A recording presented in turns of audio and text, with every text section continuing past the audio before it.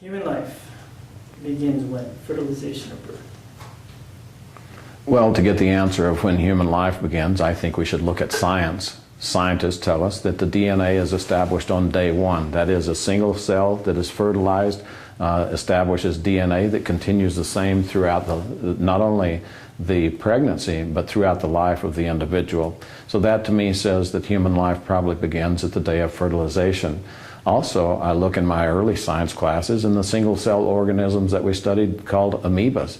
Those were never called anything but life. They don't progress beyond basically what the human fertilized egg looks like on day one, and yet they're called life. I think we've contorted ourselves into definitions for political expediency that bypass the scientific evidence.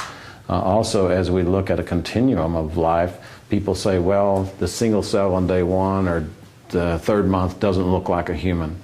It doesn't. It actually absolutely looks like a human. If you were to look at 1 billion fetuses, they would all look the same on day one. They would all look the same on day 99. They would all look the same at 8 months.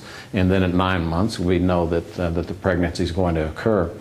Another fact we have to look at is that once fertilization begins, that we know 9 months later there's going to be a baby unless there's some interruption. That interruption can be a natural interruption in the form of a miscarriage, but it also could be the interruption in the form of an abortion.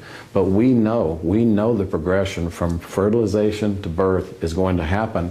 And if it weren't alive, if it weren't changing, then we would not be able to declare that with the certainty.